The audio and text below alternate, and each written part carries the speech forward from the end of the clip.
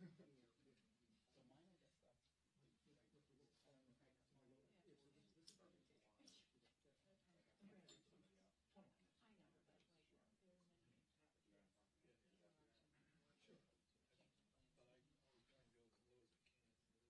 are many Sure. But I always try and go as low as I can. not the best. Oh, maybe that might. Maybe you can get it over multiple times. Well, I have a brand new one. That first person. Yeah, and it was fine. That's what I want. You know what I mean? What would Wong do? What would Wong do? What would Wong do?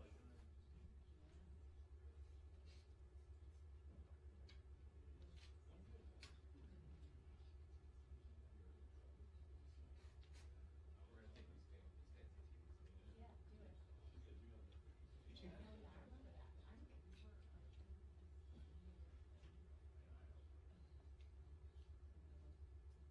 I think that's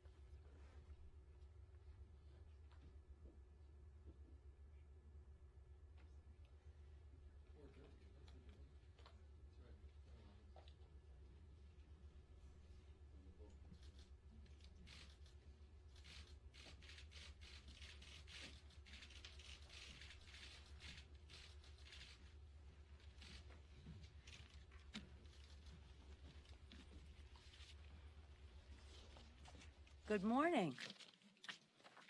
It's a good morning because decisions, as difficult as they are and as sad in some cases as they are liberating, and they enable us to go forward. As we gather here on the floor of the House right now, we are passing the Invest in America Act, a transformative opportunity for us not only to build the infrastructure of America, but to rebuild the middle class of America. It does so by putting equity front and center with the necessary focus on communities of color, rural communities, and regions with persistent poverty. We're pleased that the President has come together in a bipartisan way with the United States Senate, senators for a bipartisan infrastructure plan. When we finish with this legislation, we look forward to continuing that conversation with them so that we can pass an infrastructure bill as well as a reconciliation bill. That was yesterday.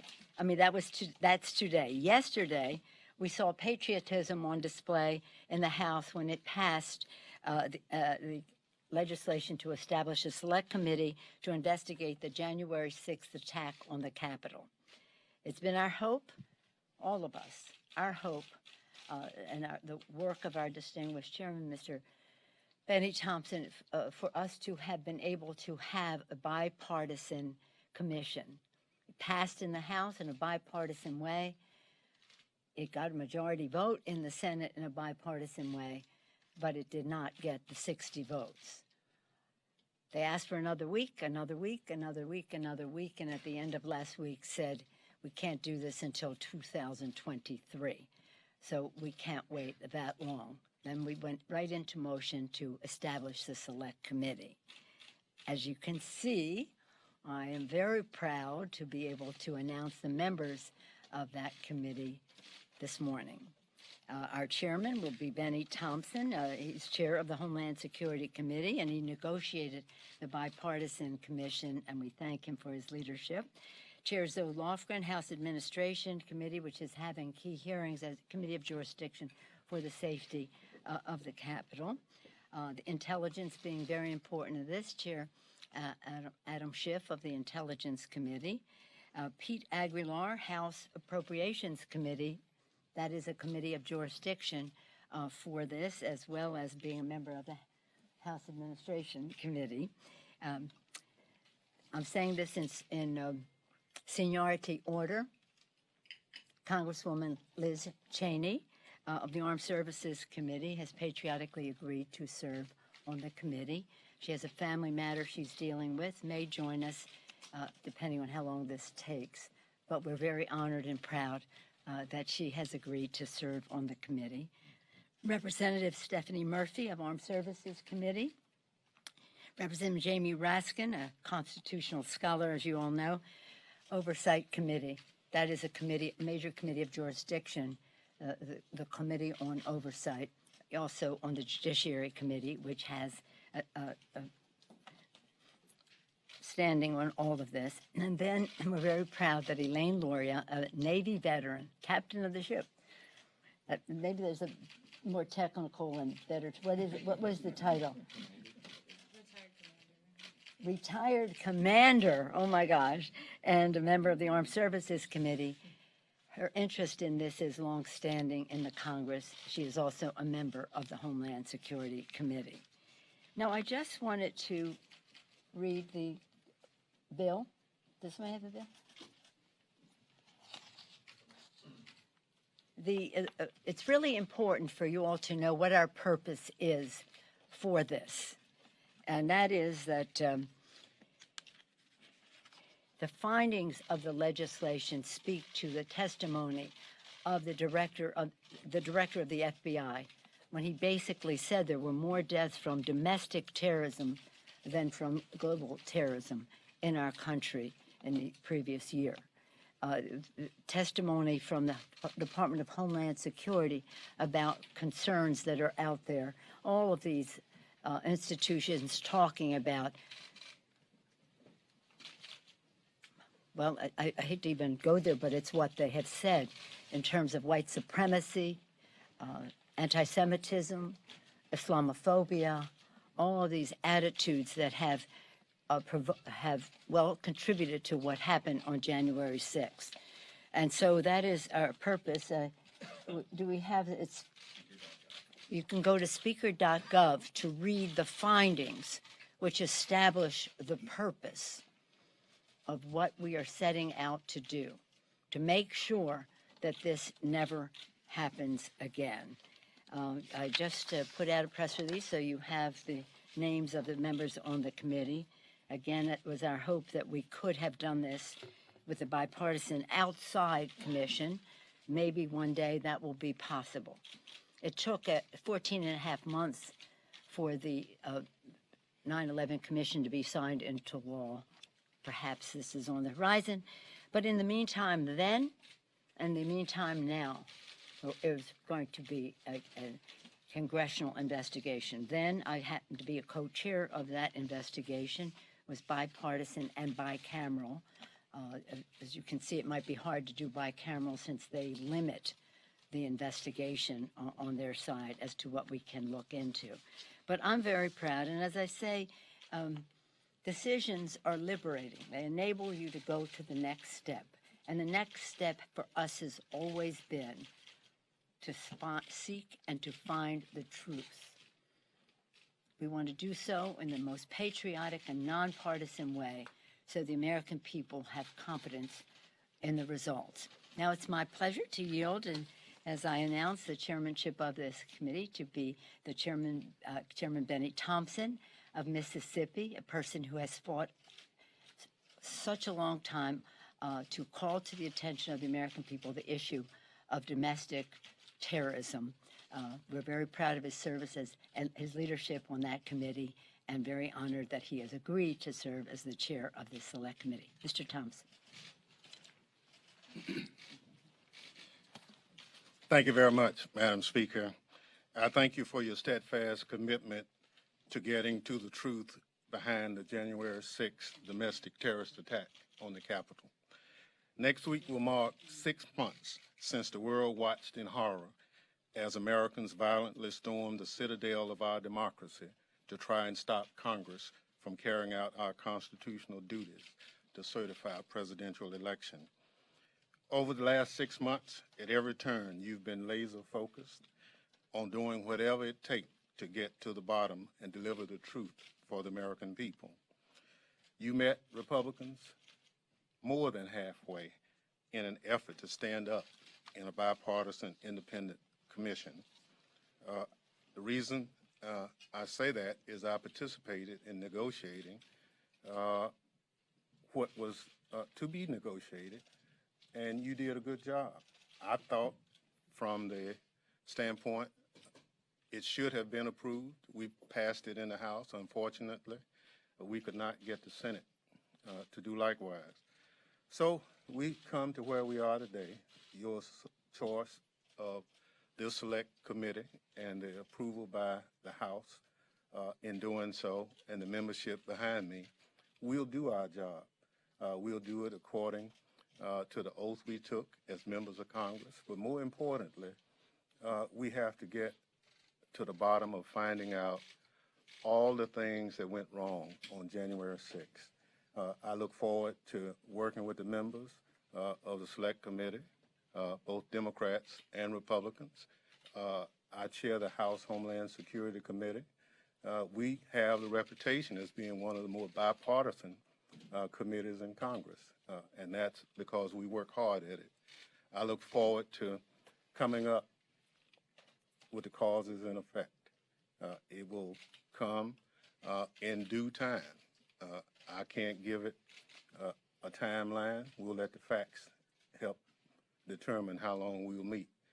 But I assure you that the product will be a product based on investigation, based on what those investigations bring forth.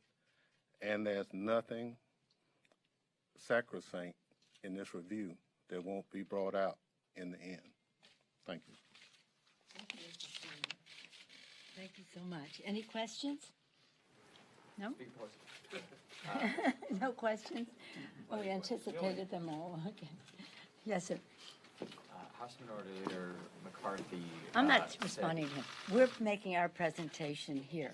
Go ask him about what he says, okay? Who accept your appointment to the committee. I'm Are sorry, you- what? McCarthy said he would strip the committee's assignments Well, of go, Republicans who that's, take your that's not, appointment. that's a matter for the Republican caucus. We are full of responsibility and duty and patriotism and almost joy as we go into the 4th of July weekend, as we observe the birth of our nation, that we are committed to doing something that honors the vision of our founders. It's going to be a high level, and it's going to justify the support of the American people. It's not political, so I'm not getting involved in any discussion of what goes on in the Republican caucus. Any other questions? Yes, ma'am. Speaker, Congresswoman Cheney is going to serve. You said you've appointed her. Can you walk us through what that conversation was like, why she said yes to you, what you asked of her? The conversation resembled Congresswoman Cheney's public statements. And by the way, I saw your this morning. This is not about some of the things you had there. It's about what is in the bill as to what our purpose is. Our purpose is not any phone call that McCarthy made or something like that. It's about protecting our country from the negative forces that provoked that attack on the Capitol. May I follow up with a separate question very quickly? Earlier this week, Congresswoman Ilhan Omar was on our. Well, let's stay with this, and I'll answer that afterward. Okay. But we have some of the best leaders in the Congress on this subject, and I'm sure they would be happy to answer any questions you have. What do you have today? Madam Speaker, I wanted to ask if you would like to see former President Trump testify before the committee, and if there's a chance that the committee will subpoena him. The committee, I have made the appointments. The committee will make its decisions, and we look forward to the Republicans making their appointments to the committee so they can be part of those decisions. Yes, sir. Chair Thompson, I just wanted to ask you about, and Madam Speaker, about the importance of McCarthy's conversation with President Trump. And I'm not will that going be into called? that now. The committee will establish, working with staff, what the priority of timing is on how we go forward. We're not having that discussion right here now in this room. Jake? When do you anticipate getting started? I mean, McCarthy could choose his. Are you going to wait for him to choose his people, or are you going to? What's Well, your? we'd hope that they would choose them expeditiously. And if they don't, Well, we have a quorum. you have a Quorum. quorum. Okay. Let me go back to the purpose, because your presentation this morning reminded me that we practically have to remind people what the purpose of this is. Whereas on January 6, 2021 was one of the darkest days of our democracy, during which insurrectionists attempted to impede Congress's constitutional mandate to validate a presidential election. This is something that is very important to all of our members, including, I might be able to say, because she's said it publicly, Congresswoman Cheney, the peaceful transfer of power. It is a hallmark of democracies. And then the Department of Homeland Security issued on January 27th a National Terrorism Advisory System bulletin calling to our attention the need to act so that this doesn't happen again, because there are perceived grievances fueled by false narratives could continue to mobilize or incite to commit violence. And then, of course, the threats of violence, again, that I referenced from the director of the FBI. It goes on and on. But I think it's really important. Speaker.gov, if you go there, you go here, you'll have a clear path. On any of these questions, or any of our, Zoe, being the chair of the Homeland Security Committee, do you want to say anything about how we will House protect Administration. the Well, the House Administration Committee has held a series of hearings, primarily with the Inspector Generals, looking at deficiencies in the management of the Capitol Police, and unfortunately, we've found many. But that's not about what spurred the attack. That's about the response. The fact that there were deficiencies in the management of the Capitol Police didn't cause the riot. So we will make sure that the interim steps to be more safe at the Capitol continue, but it's not a substitute for finding out what happened here. What caused a mob of Americans to think that they were somehow supporting the Constitution when they tried to disrupt the constitutional process of counting the Electoral College votes? Who paid for it? How was it organized? We need to find that out to keep the country safe. I thank you, Madam. Thank you. In terms of the Capitol Police, they saved our lives. We'll be forever grateful for that, to them. They enabled us to return so that we could honor our constitutional responsibility prescribed in the Constitution as January 6th. Not just any day did they have there, as the Republicans describe it, normal tourist day in the Capitol. No. It was a date prescribed in the Constitution. They came to disrupt the peaceful transfer of power.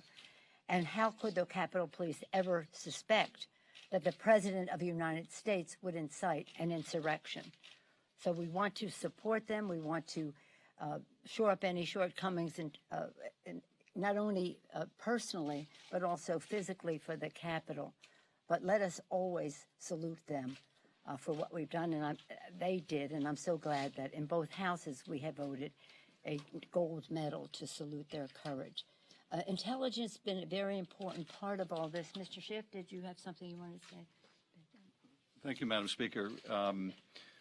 We know that there was intelligence collected prior to the attack, and we know that there was intelligence that was not collected, that was available to help law enforcement identify in far greater depth and detail the danger to the Capitol that day. Why that intelligence wasn't gathered, whether the intelligence that was gathered was appropriately shared, whether that intelligence was acted upon. These are just some of the questions that we have been looking at in the Intelligence Committee, but frankly have not been able to get sufficient answers. And it's certainly my hope and expectation that with the specific focus on the events of January 6th of the Select Committee, with a staff dedicated to that purpose, to uncovering why didn't we see this coming, what kind of advance warning did we have, should we have had, what are the appropriate mechanisms that law enforcement can use to identify when there's a threat to the nation's capital, and how that information can be shared. It's my hope that through our efforts we can get those answers and put additional pressure as needed on the agencies to be forthcoming with that information so that we can prepare for the future. Thank you, Mr. Schiff. Mr. Aguilar serves on two committees of jurisdiction, the Appropriations Committee and House Administration Committee. Did you want to share some thoughts about how you see? Thank you, Madam Speaker. And I just wanted to underscore that the focus of this is on seeking the truth. The focus is on making sure that the American public understands the threat to democracy that took place on January 6th. But there were real people affected by those actions. 140 Capitol Police officers injured, some of them permanently that day. 5 people lost their lives. Staffers were barricaded here in the Capitol. Members were affected. Everyone touched by January 6th deserves to find the truth of what transpired, what led up to it, and how we can protect our democracy moving forward. So I'm honored to be part of this group. I look forward to Chairman Thompson's leadership and with working with my colleagues. Thank you. I want them to self-introduce so that you hear more from them than from me. I'm Congresswoman Stephanie Murphy, and I fled a country where political violence was how political transitions were made. And I've never lived a day in this country where I haven't been proud to live in a democracy, to have the freedoms that this country offers. But I also understand I have a responsibility to protect our democracy. And so it broke my heart to be in this building on January 6th and see the kind of political violence that occurred in the country I fled and in countries that I worked on when I was at the Department of Defense. happening here in our country. And so I look forward to executing my responsibility on this committee to understand fully exactly what happened on January 6th, what is motivating domestic terrorism, and how we build a better whole of government approach to addressing domestic terrorism, and how we secure the citadel of democracy here at this Capitol. Thank you. I'm so proud of Stephanie Murphy's patriotism. She came to America as a boat baby from Vietnam, and she's always talked about how much her family appreciates America. And she, of course, has served our country very well in the Department of Defense, now in the Congress of the United States. But her story is one that is the American dream many times over. I now want to yield to the distinguished, no stranger to any of you, because he serves on so many of committees of jurisdiction in this regard: Judiciary, Homeland, Judiciary, House Administration, and CORE, the Committee on Oversight. Mr. Jamie Raskin. Madam Speaker, thank you very much, Mr. Chairman. The Oversight Committee has been conducting for several years now an investigation into violent white supremacy. The Department of Homeland Security has declared domestic violent extremism the #1 security threat in the country. And we saw that threat explode right in front of us on January the 6th.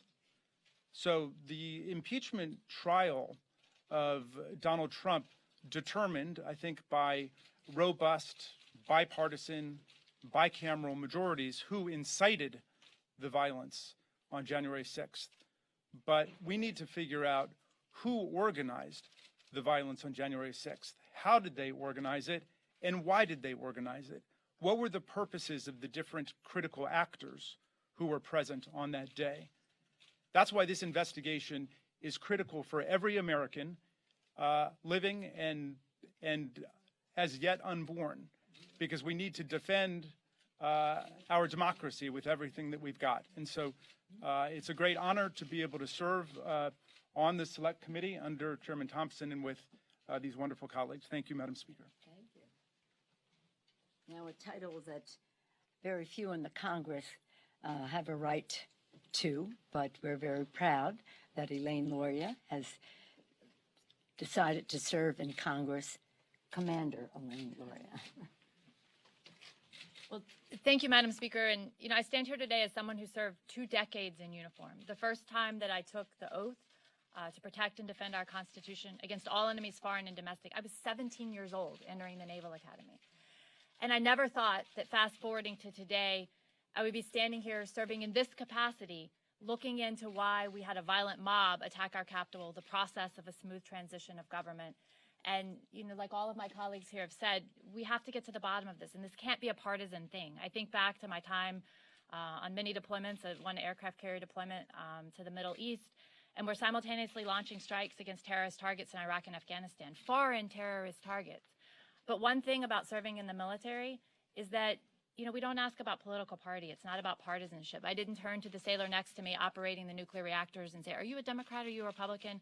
You know, truly it was about accomplishing a mission, and I hope that this committee can come together, can accomplish that mission together, and we can leave behind any of that veil of partisanship at the door, because these are answers that the American people need and deserve about why this happened in our country, and getting to the bottom of it is really the first step in making sure that it can't happen again. So thank you to Madam Speaker for appointing me to this committee, and I look forward to working with my colleagues.